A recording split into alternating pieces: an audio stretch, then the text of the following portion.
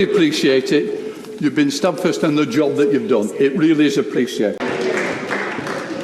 No clapping, yeah. The chamber did not feel ordinary that day. From the moment the Speaker called the House to order, there was an edge in the air, the kind that signals something is about to break. Benches filled, papers shuffled, but beneath the routine choreography of Westminster, tension was already tightening. This was supposed to be just another session, another round of questions, another exchange of rehearsed lines. But what unfolded would strip away the illusion of control and expose a raw struggle for authority at the heart of British democracy.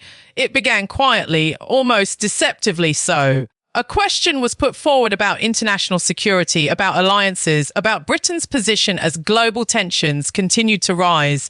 On the surface, it sounded procedural, but everyone in the room understood what was really being asked. Where was the Prime Minister's statement? Why had Parliament not been briefed? Why were decisions of enormous consequence hovering without scrutiny?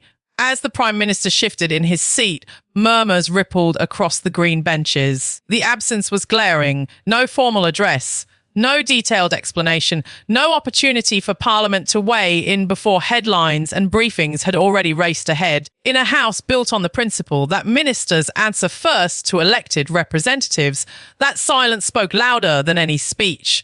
Then the opposition rose. There was no shouting at first, no theatrics, just a calm, deliberate question that cut straight through the noise. Britain was facing serious international commitments. NATO, Ukraine, troop readiness. Yet Parliament had been left waiting, not informed first, not consulted, simply expected to catch up after the fact. The accusation landed with force because it was simple and undeniable. This was not about party politics, it was about respect. If you want to understand what really happens inside this chamber when the cameras are rolling and the pressure is real, take a second to like this video and subscribe, because moments like this are where power is tested, not in slogans, but in silence and hesitation. As the question hung in the air, the government benches stiffened. Some MPs leaned forward, others glanced toward the Speaker, sensing the ground was shifting. The Prime Minister rose to respond, but the confidence many expected never quite arrived. His words circled familiar territory, alliances, responsibility, the importance of NATO, safe ground. Carefully chosen phrases designed to reassure without committing. But reassurance was not what the House was asking for. What they wanted was accountability. Why had Parliament not been informed directly? Why was there no statement before leaks and briefings dominated the news cycle? The answer, such as it was, came wrapped in delay. A statement would be made, the Prime Minister said, at the earliest opportunity. In another context, that phrase might have passed unnoticed. Here, it sounded like an evasion. Gasps followed, not loud, but unmistakable. The kind that ripple through a room when people realize something fundamental is being challenged. Because in Westminster, timing is not a technicality, it is power. To delay is to control the narrative. To inform later is to manage scrutiny. The opposition pressed again. If Parliament was to be informed first, why wasn't it happening now? If questions were welcome, why were they being confined to a narrow slot rather than a full statement? The Prime Minister's answers grew tighter, more defensive. His body language shifted. The pauses lengthened. The room sensed it immediately. This was no longer about foreign policy details. It was about whether the House was being sidelined. Then came the moment that changed the tone entirely. The Speaker rose. His voice cut through the noise with unmistakable authority. This was not a casual intervention. It was firm, public, and precise. The House, he reminded everyone, has the right to ask questions. The opposition does not need permission to scrutinise the government. That responsibility does not belong to the Prime Minister. It belongs to Parliament. The impact was instant. Conversation stopped. Shouts died down. Even seasoned MPs paused, aware they were witnessing something rare. A speaker stepping in not to calm theatrics, but to draw a constitutional line. The message could not have been clearer. Scrutiny is not optional, and it is not for the executive to manage. Cameras captured the Prime Minister's reaction. A tightening jaw, a flicker of frustration. For the first time, he no longer appeared in command of the room. The authority that usually flows naturally from the dispatch box seemed to drain away, replaced by strain. He tried to recover. He spoke again of NATO's importance, of unity, of meetings and summits. The words were familiar, almost rehearsed, but they no longer landed. The House had moved on. Trust had become the issue. Why should assurances be accepted when information had been delayed? Why should Parliament believe would be informed first next time? As the session pushed forward, it became clear this was not just another heated exchange. Something had shifted. Clips were already being shared. Commentators were already framing the narrative. A Prime Minister corrected, a Speaker asserting the House, a government on the defensive, and this was only the opening act. By the time the noise settled, the damage had already taken root. The chamber was no longer just restless. It was charged with a quiet certainty that something had gone wrong, not in policy detail, not in a single phrase, but in the balance of power itself. The Prime Minister stood at the dispatch box, speaking yet no longer fully heard. His words competed with the unspoken conclusion forming across the benches. This was about control. As questions continued, frustration spilled over. MPs leaned across the aisle, voices rising, not in anger alone, but in disbelief. Days had passed without a full statement.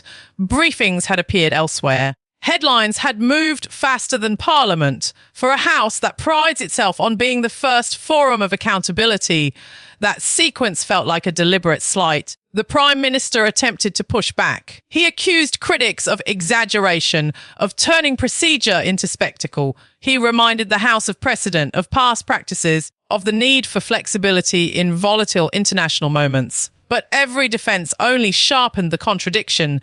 If flexibility meant sidelining Parliament, then what remained of scrutiny? Again, the Speaker intervened. This time, there was no ambiguity. Parliament must be informed first, not eventually, not when convenient, first. The words carried centuries of weight. They were not aimed at one leader, but at the office itself. A reminder that authority in this chamber flows upward from the House, not downward from the executive. Around the room, reactions varied. Some MPs nodded openly. Others sat frozen, absorbing the significance. Government benches shifted uneasily. Opposition figures sensed momentum and pressed harder. Why limit questioning? Why resist a full debate when the stakes involved alliances, deployments, and Britain's international standing? The accusation now hung openly in the air. This was not hesitation. It was avoidance. The Prime Minister bristled. He spoke of responsibility, of seriousness, of the need to avoid grandstanding. But the cameras told a different story. The clipped answers, the tightened expressions, the visible irritation. This was not command, it was containment. Outside the chamber, the narrative was already forming.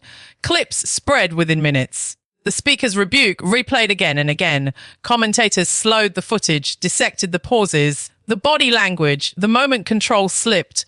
Former MPs were blunt. This was a misstep. Constitutional experts were sharper. Bypassing Parliament on matters of international consequence risks more than criticism. It risks legitimacy. Inside Westminster, the mood darkened. Even allies struggled to defend what had unfolded. Privately, some admitted the exchange had gone badly wrong. Others worried about the pattern it suggested. Leaks before statements, announcements outside the House. Scrutiny treated as an inconvenience rather than a duty. Once that narrative takes hold, it is difficult to reverse, because British politics is shaped as much by perception as by policy. Prime Ministers can survive unpopular decisions. They can weather failed bills and hostile headlines. What they struggle to survive is the sense that authority is slipping, that they are reacting rather than leading, that Parliament no longer feels respected, but managed. The Speaker's intervention will not fade quietly. It will be cited in interviews, raised in future debates, recalled the next time a statement is delayed.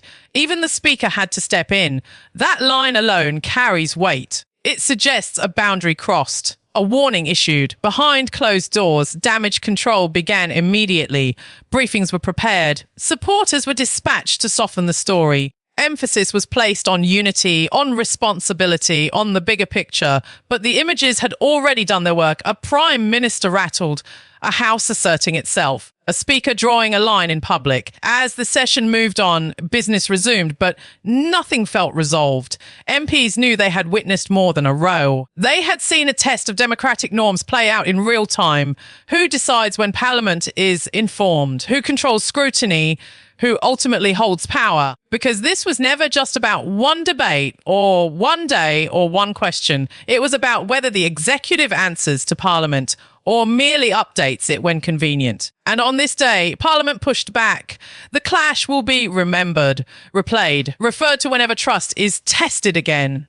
Because when accountability is delayed, authority erodes. And once that erosion becomes visible, it is almost impossible to hide.